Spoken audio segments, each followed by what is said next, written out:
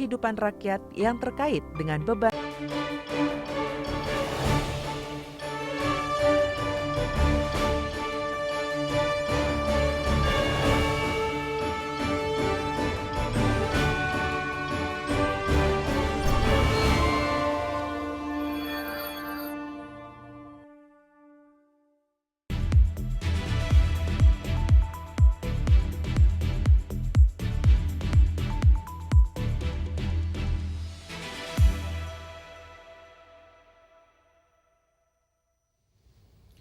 Selamat sore pemirsa, apa kabar Anda? Hari ini kita kembali berjumpa dalam program TVR 17 bersama saya Dadi Ramadan.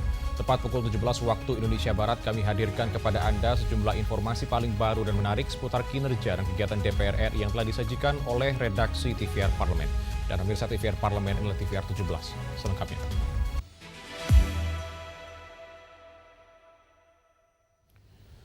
Pemirsa, terkait penambahan anggaran 400 miliar rupiah Kementerian Pendidikan Dasar dan Menengah tahun anggaran 2026, Komisi 10 DPR RI sayangkan komitmen anggaran pendidikan belum sesuai dengan amanat konstitusi, yakni mandatory spending 20% dari APBN. Kementerian Pendidikan Dasar dan Menengah tahun anggaran 2026 mendapatkan pagu anggaran sebesar 55,4 triliun rupiah dengan mendapatkan penambahan anggaran 400 miliar rupiah di mana sebelumnya hanya sebesar 55 triliun rupiah. Anggota Komisi 10 DPR RI, Sabam Sinaga menegaskan, asta cita Presiden Prabowo harus diwujudkan melalui pendidikan nasional. Menurutnya, dua program utama, pemberian tunjangan guru non-ASN dan revitalisasi sekolah, perlu menjadi prioritas dalam penambahan anggaran Kementerian Pendidikan Dasar dan Menengah. Sabam menilai, jika fasilitas sekolah di daerah banyak yang rusak, akan berdampak terhadap kegiatan belajar dan mengajar para siswa. Undang-undang mengamanatkan bahwa anggaran pendidikan itu kan sekurang-kurangnya 20%. Dalam usulan tambahan yang disampaikan, ternyata disetujui ada tambahan sekitar 400 miliar. Pertama menyangkut tunjangan guru termasuk non-ASN, gitu ya. Dan yang kedua mengenai revitalisasi sekolah. Kan kita mendengar beberapa waktu belakangan ini ada banyak sekolah yang ambruk, perlu perhatian terhadap perbaikan ataupun revitalisasi dari sekolah itu. Dan yang ketiga, sesuai dengan amanat keputusan MK bahwa wajib belajar 13 tahun itu kan harus diselenggarakan. Lebih lanjut, sesuai dengan putusan Mahkamah Konstitusi pada 27 Mei 2025, mewajibkan pemerintah membebaskan biaya pendidikan dasar SD dan SMP, baik negeri maupun swasta. Hilman dan Angga, TVR Parlemen, melaporkan. Melalui Panitia Kerja Rancangan Undang-Undang Kepariwisataan, Komisi 7 DPR RI tekankan kewajiban bagi pemerintah daerah dalam menyusun rencana induk pariwisata dan berupaya melakukan penguatan promosi serta adanya aturan pungutan wisatawan mancanegara. Melalui Panitia Kerja atau Panja RUU Kepariwisataan, Komisi 7 DPR RI menekankan kewajiban bagi pemerintah daerah untuk menyusun rencana induk pariwisata dan berupaya melakukan penguatan promosi serta adanya aturan pungutan wisatawan mancanegara. Wakil Ketua Komisi 7 DPR RI, Susnunia Halim mengatakan, pariwisata berkelanjutan dengan menjaga kelestarian alam akan memberi manfaat ekonomi bagi masyarakat lokal. Menurutnya, penguatan lembaga promosi pariwisata merupakan langkah efektif untuk meningkatkan daya saing Indonesia di kawasan ASEAN dan di tingkat global. Pariwisata menjadi harapan ke depan seperti negara-negara Saudi Arabia, Dubai, apa segala macam kita nggak expect menggarap wisata, di mana kita punya alam yang luas, sumber daya alam yang beragam dan bisa dijadikan potensi pendapatan bagi negara untuk bisa membangun lebih. Nah, pariwisata ini tentu pariwisata yang berkelanjutan, tidak menimbulkan kerusakan alam dan bisa tetap berjalan secara ekonomi menghasilkan. Itu kita bahas termasuk teks untuk atau pungutan untuk wisatawan manca. Kita berharap tanggung jawab bersama dari semua pihak agar kepariwisataan ini bisa menghasilkan ekonomi dari sisi ekonomi tapi tetap menjaga alam. Melalui RUU Kepariwisataan, akan lahir regulasi yang mampu memperluas destinasi unggulan di luar Bali dan Labuan Bajo. pariwisata Indonesia diharapkan tidak hanya menghasilkan devisa besar, tetapi juga tetap menjaga kelestarian alam dan budaya lokal. Julian, TVR Parlemen melaporkan. Setelah melakukan tahapan uji kelayakan, Komisi 3 DPR RI gelar rapat pleno untuk mendengarkan pandangan fraksi terkait calon Hakim Agung dan Hakim ad hoc HAM pada Mahkamah Agung tahun 2025 dan menetapkan nama-nama calon hakim yang dinyatakan lolos uji kelayakan dan kepatutan. Setelah melakukan tahapan uji kelayakan atau fit and proper test, Komisi 3 DPR RI menggelar rapat pleno untuk mendengarkan pandangan fraksi terkait calon Hakim Agung dan Hakim ad hoc HAM pada Mahkamah Agung tahun 2025 dan menetapkan nama-nama calon hakim yang dinyatakan lolos uji kelayakan dan kepatutan. Usai mendengarkan pandangan fraksi, serta menetapkan hasil perhitungan pemilihan calon Hakim Agung dan calon Hakim ad hoc HAM di Mahkamah Agung, Ketua Komisi 3 DPR RI, Habibur Rahman membacakan 9 nama calon Hakim Agung dan 1 Hakim ad hoc HAM, serta menyatakan selesainya rangkaian kegiatan uji kelayakan calon hakim Mahkamah Agung tahun 2025. Suradi SH, SOS, MH, jabatan saat ini Hakim Tinggi Badan Pengawasan Mahkamah Agung RI, Kamar Pidana.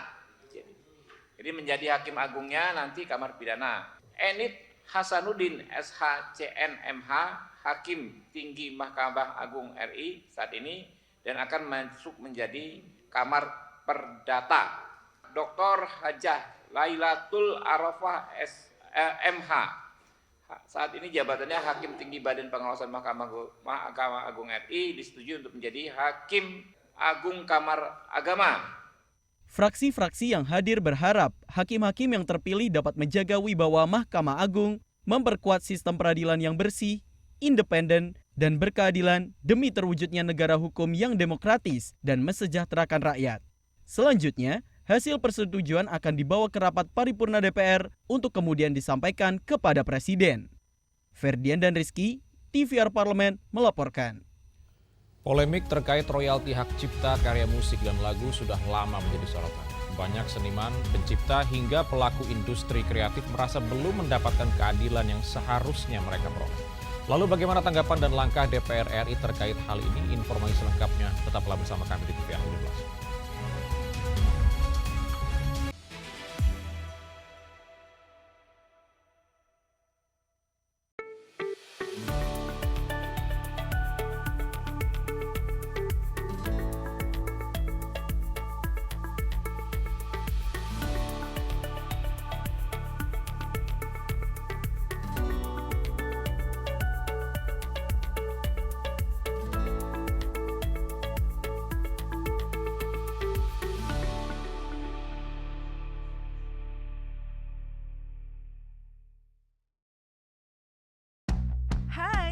Sekarang, kamu bisa menyaksikan program-program TVR Parlemen di First Media, channel 18 ya.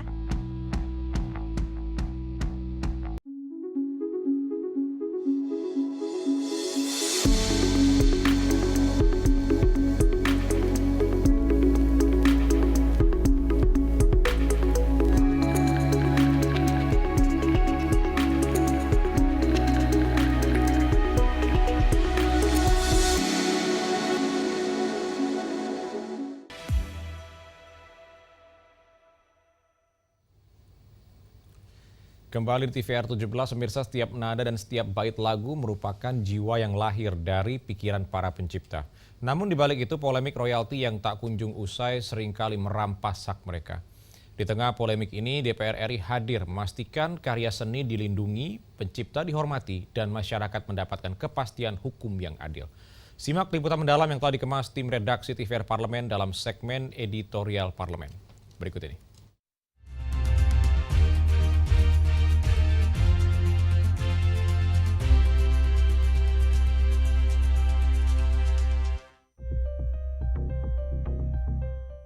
Mencuatnya dinamika hak royalti musik yang terjadi di masyarakat membuat para pelaku industri musik tanah air menjadi resah. Polemik dipicu oleh isu seperti distribusi dan pengelolaan royalti yang tidak transparan, penggunaan karya tanpa izin, hingga perbedaan interpretasi undang-undang yang berujung pada konflik antara pencipta, musisi, dan pengguna karya. Terjadi dualisme penafsiran undang-undang hak cipta saat ini antara pencipta lagu dan penyanyi, terutama pada pasal 23 ayat 5 dan pasal 87 ayat 1 yang mengatur tentang lembaga manajemen kolektif atau LMK. Banyak pencipta lagu merasa dirugikan karena ketidakpercayaannya kepada LMK. Pasalnya, tidak adanya transparansi dan akurasi dalam distribusi royalti, sehingga menimbulkan konflik kepentingan dan masalah implementasi hukum yang seringkali tidak sesuai dengan aturan yang berlaku. Tidak hanya pelaku industri musik yang merasakan dampaknya, polemik royalti juga menyasar kepada sejumlah pelaku UMKM. Mereka merasa berat karena adanya beban biaya tambahan yang dianggap tidak masuk akal, serta ketidakjelasan mengenai mekanisme penarikan maupun pendistribusian yang membuat mereka enggan memutar musik di dalam usahanya. Untuk mengakhiri polemik yang terus berlanjut, DPR RI segera bersikap membentuk tim perumus untuk membahas revisi Undang-Undang Hak Cipta. Nantinya tim perumus tersebut akan melibatkan LMKN, Organisasi Vibrasi Suara Indonesia, serta Asosiasi Komposer Seluruh Indonesia. Dan rapat siang ini melanjutkan bahwa pertama kita transfer dari usulan perorangan yang diajukan di Balek ke Komisi 13. Dan kemudian siang ini juga kesepakatan pembentukan tim perumus untuk mulai membahas materi Undang-Undang Hak Cipta ini. Karena tadinya kita mau revisi kan, tapi bukan hanya soal royalti ini aja, tapi menyangkut banyak hal, menyangkut hak cipta. Yang tadi pagi di Komisi 13 dengan Dirjen Haki kita bahas juga, dan banyak masukan-masukan yang berkaitan dengan hak cipta tersebut. Jadi sekaligus kita. Musisi sendiri merespon positif upaya DPR yang melibatkan mereka dalam pembahasan RUU Hak Cipta nantinya. Mereka merasa undang-undang yang ada belum cukup melindungi hak-hak musisi, terutama soal royalti digital.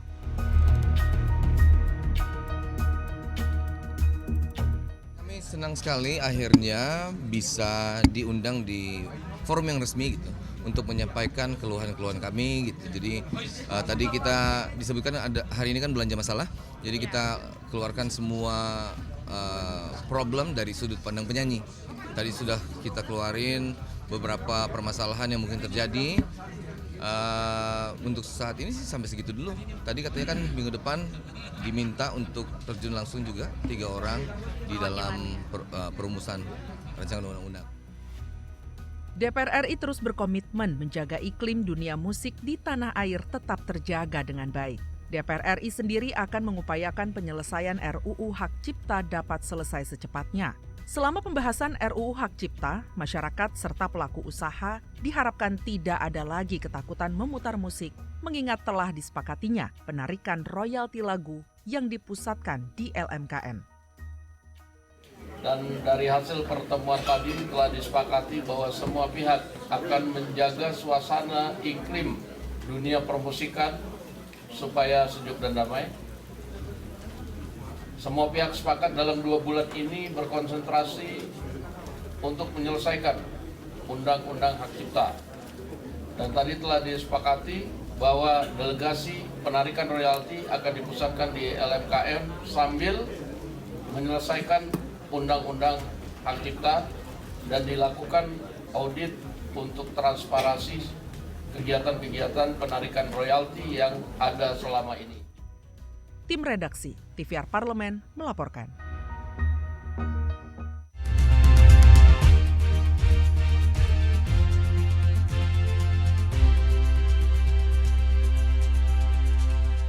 Pemirsa, DPR RI kembali membahas rancangan Undang-Undang Perlindungan Pekerja Rumah Tangga atau RUU PPRT. Pembahasan ini menjadi bukti komitmen DPR dalam menghadirkan regulasi yang memberi kepastian hukum dan memberi perlindungan yang layak bagi jutaan pekerja rumah tangga di Indonesia. Informasi selengkapnya akan kami hadirkan sesaat lagi. Tetaplah bersama kami di TVR 17.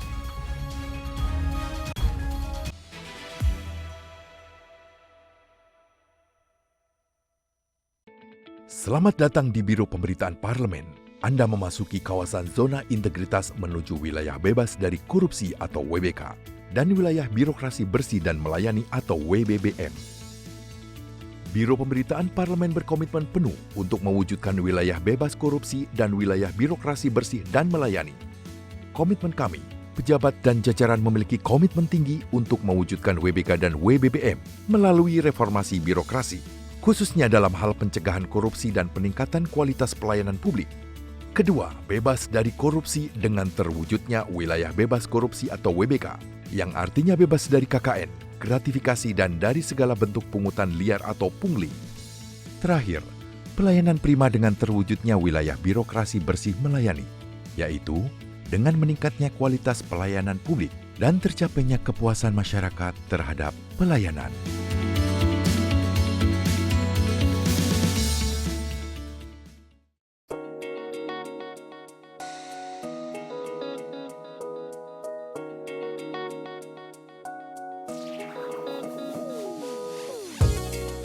Kehadiran mereka tidak hanya mewakili suara perempuan, tetapi juga membawa perspektif yang beragam serta pengalaman hidup yang unik ke dalam proses pembuatan kebijakan.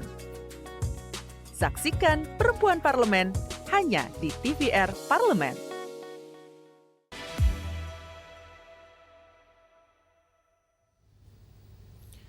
Kembali di TVR 17, pemirsa, rancangan Undang-Undang PPRT diharapkan mampu menjawab kebutuhan akan pengakuan, perlindungan hak, serta peningkatan kesejahteraan pekerja rumah tangga sebagai bagian dari tenaga kerja yang berkontribusi besar dalam kehidupan sosial dan ekonomi bangsa. Untuk selengkapnya berikut laporan rekan kami Elisa Purba dari Gedung DPR RI Senayan, Jakarta. Baik, terima kasih dan pemirsa, saya Elisa Purba melaporkan langsung untuk Anda dari ruang sidang Badan Legislasi DPR RI. Dan seperti yang kita ketahui bahwa rancangan Undang-Undang Perlindungan Pekerja Rumah Tangga atau PPRT saat ini kembali dibahas di DPR RI setelah sebelumnya sempat tertunda dan carry over di periode saat ini. Tentu kita berharap bahwa undang-undang ini bisa memberikan perlindungan hukum yang komprehensif dan juga adil bagi pemberi pekerjaan atau penyedia jasa dan juga para pekerja dan juga para pengguna jasanya.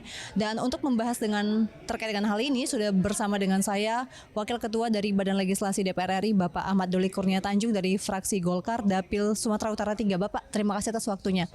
Kita melihat bahwa Undang-Undang PPRT ini merupakan carryover dari periode sebelumnya, Pak. Sempat tertunda. Apa yang dibahas, poin-poin baru yang ingin diajukan DPR RI agar undang-undang ini menjadi lebih komprehensif, Pak? Ya, tentu pertama kita menyesuaikan, mencari titik tengah ya. Karena kan selama ini seperti ada pertentangan yang dihadap-hadapkan ya antara si pemberi kerja dengan si pekerja rumah tangga ini. Jadi begitu kita bicara tentang perlindungan, dikhawatirkan atau ada khawatiran selama ini pemberi kerja ini merasa terbebani terlalu besar dan tanggung jawab gitu. Nah, jadi memang sebetulnya kita mau meluruskan bahwa antara pemberi kerja dengan pekerja rumah tangga ini bukan hubungan industrial gitu. Karena kan negara kita ini sebenarnya negara yang secara kultural penuh dengan rasa kekeluargaan. Jadi banyak sebetulnya kan para pekerja rumah tangga itu dianggap oleh si pemberi kerja atau keluarga pemberi kerja itu kan sudah menjadi bagian keluarga yang tidak perlu ada semacam ya kontrak dan segala macam. Makanya penyelesaiannya adalah jadi ikatan kerja itu bisa dipilih antara kesepakatan dengan kontrak kerja. Jadi kalau mau kesepakatan silakan, kalau mau kontrak kerja juga silakan gitu. Nah, itu menjadi satu titik temu. Nah, yang kedua juga kita berpikir tentang ya munculnya kata perlindungan itu kan karena ada beberapa kasus ya yang selama ini misalnya terjadi bullying gitu ya, atau kemudian ada semacam dalam tanda petik penyiksaan dan seterusnya terhadap pekerja rumah tangga. Nah, kita lebih menekankan kepada itu. Nah, kemudian yang ketiga juga nanti diatur dalam undang-undang ini soal adanya hubungan tiga pihak ya, antara pemberi kerja, terus kemudian pekerja rumah tangga, ada pihak ketiga yang kemudian menghubungkan antara itu. Nah, itu juga kita atur detail. Nah, hari ini juga kita sedang mengundang BUMN yang selama ini menangani soal asuransi, BPJS Tenaga Kerja dan BPJS kesehatan. Nah, kita sedang berpikir bagaimana supaya memang untuk lebih menjamin ya si pekerja rumah tangga ini untuk bisa bekerja secara nyaman, aman, kemudian kesehatannya juga bisa terjamin. Kalau terjadi apa-apa juga misalnya ada yang cover gitu ya. Nah, ini sedang kita mau pikirkan bagaimana supaya memang mereka bisa ikut masuk terdaftar menjadi peserta BPJS Tenaga Kerja atau BPS Kesehatan. Walaupun BPS Kesehatan itu kan sebenarnya sudah menjadi kewajiban ya negara untuk mengcover semua gitu. Tapi ini mempertegas saja gitu. Kira-kira itu. Sedikit Pak, sedikit lagi terakhir. Berarti apakah nanti para pekerja rumah tangga ini akan dikategorikan sebagai pekerja formal yang juga akan membayarkan pajak dari penghasilan mereka, dan bagaimana DPR bisa memastikan bahwa undang-undang PPRT ini tidak merugikan salah satu pihak di antara pemberi kerja, pekerja dan juga pemakai jasanya, Pak? Ya, tentu tidak ada perubahan, tetap statusnya sebagai pekerja informal. Dan kalau kemudian nanti ada pajak apa segala macam, bahkan ini sekarang kita mau bicarakan, kalaupun misalnya nanti kita terapkan ada perlindungan melalui asuransi, itu tidak dibebankan kepada si pekerja, tetapi juga dibebankan kepada pemberi kerja. Nah, makanya kami hari ini tanya kira-kira berapa besarannya. Nah, kita tadi dapat kisaran ya antara kalau yang totalnya untuk BPJS Kesehatan dan Tenaga Kerja itu average cuma 50.000 lah per bulan ya. Yang saya kira itu bagi pemberi kerja tidak terlalu memberatkan ya. Nah, jadi hal-hal seperti itu sebetulnya yang mau kita perkuat dalam undang-undang ini. Statusnya tidak berubah sebagai status pekerja informal, tetapi perlindungannya kita maksimalkan tanpa juga kemudian memberikan beban terlalu besar kepada si pemberi kerja. Itulah jalan keluar dari undang-undang ini, dan mudah-mudahan mungkin dalam seminggu 2 minggu ini insya Allah undang-undang ini selesai. Baik, terima kasih Pak Doli atas diskusinya, dan pemirsa, tentu kita berharap bahwa undang-undang PPRT ini di bawah pengawasan dari Badan Legislasi DPR RI bisa memberikan keadilan dan juga perlindungan hukum yang komprehensif baik kepada pekerja maupun pemberi kerja dan juga pengguna jasa. Sekian yang dapat saya laporkan untuk Anda, kembali ke studio. Baik pemirsa, selanjutnya apa saja yang menjadi sorotan di media online nasional pada hari ini? Saat lagi tetap bersama kami di TVR 17.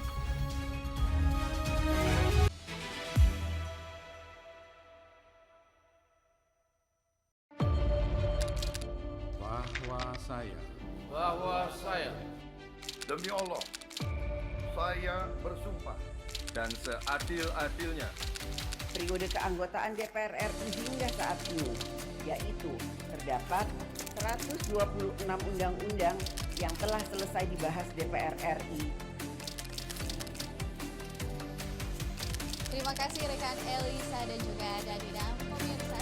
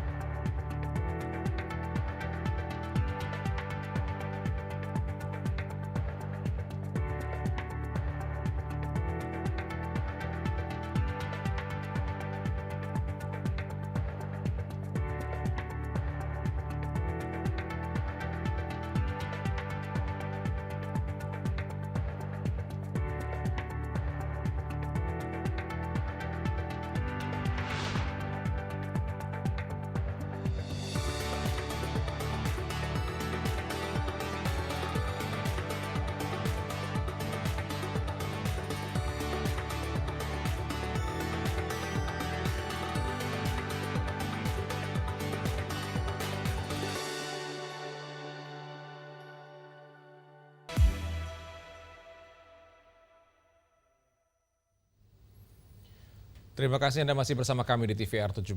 Pemirsa, kali ini kita masuk ke segmen media online nasional dan mari kita simak isu apa saja yang menjadi sorotan media serta tanggapan dari sejumlah anggota Dewan bersama rekan kami, Rini Reski.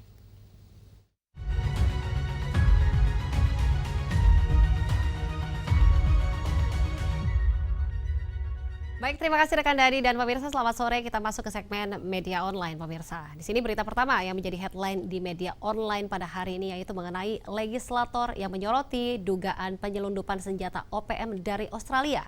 Di sini minta Polri lebih proaktif. Kita lihat di sini pemirsa di layar kaca Anda. Baik, di sini anggota Komisi 1 DPR RI yaitu TB Hasanuddin menyoroti adanya dugaan penyelundupan senjata kepada organisasi Papua Merdeka dari Australia yang harus segera direspon oleh pemerintah Indonesia melalui langkah diplomatik dan juga koordinasi antar lembaga. Tentunya pemirsa, hal ini diketahui pasca penangkapan 2 pria asal Australia yang diduga memasok senjata api dan juga peralatan militer dari Australia ke Tentara Pembebasan Nasional Papua Barat dan juga organisasi Papua Merdeka pada Sabtu 13 September 2025 lalu. Tentunya penangkapan 2 pemasok senjata ini merupakan pengembangan dari kasus penawanan Philip Martens yang merupakan pilot Susi Air pada Februari 2023 lalu yang disandera setelah mendaratkan pesawat kecil di Bandara Paro, Papua Barat. Dan terkait hal ini, di sini Polri didorong untuk lebih proaktif memanfaatkan kerjasama yang telah terjalin erat dengan kepolisian Australia, khususnya dalam pertukaran data terkait jaringan dan juga cara kerja para penyelundup senjata. Selain hal itu, pemirsa, kementerian dan juga lembaga terkait juga diminta memperkuat pengawasan di pintu masuk perbatasan, baik darat, laut maupun udara. Kita beralih ke berita selanjutnya yang juga menjadi headline di media online pada hari ini, yaitu BRIN perlu berkolaborasi dengan inovator lokal internasional untuk kemandirian riset bangsa. Kita lihat kembali di layar kaca. Baik pemirsa, di sini anggota Komisi 10 DPR RI yaitu Abdul Fikri Fakih meminta Badan Riset dan juga Inovasi Nasional memaksimalkan kolaborasi dengan inovator lokal dan juga lembaga riset internasional. Terlebih terkait urgensi BRIN untuk menjadi wadah bagi talenta-talenta riset di tanah air. Tentunya kolaborasi ini diharapkan dapat membawa terobosan teknologi pertanian yang adaptif seperti metode menanam kentang di udara yang telah dikembangkan WUR atau WUR. Tentunya dalam sesi RDP dengan BRIN beberapa waktu lalu, di sini DPR RI menyampaikan kekhawatirannya tentang bencana lingkungan yang terus berulang, khususnya tanah longsor di Wonosobo, Jawa Tengah yang disebabkan oleh pertanian monokultur. Dan juga di samping itu pemirsa, di sini DPR RI juga menyinggung kegagalan proyek pembangkit listrik tenaga nuklir di Jepara. Meskipun teknologi nuklir dikenal ramah lingkungan, proyek tersebut terhambat oleh penolakan yang dimotori oleh lembaga swadaya masyarakat yang disinyalir berafiliasi dengan pihak asing. Baik, itu tadi headline di media online pada hari ini yang saya sampaikan terkait dengan legislator yang menyoroti dugaan penyelundupan senjata OPM dari Australia. Di sini Polri harus lebih proaktif. Serta BRIN perlu berkolaborasi dengan inovator lokal internasional untuk kemandirian riset bangsa. Sekian dari saya, Rini Reski, kembali ke rekan Dadi. Terima kasih, selamat sore. Sampai jumpa.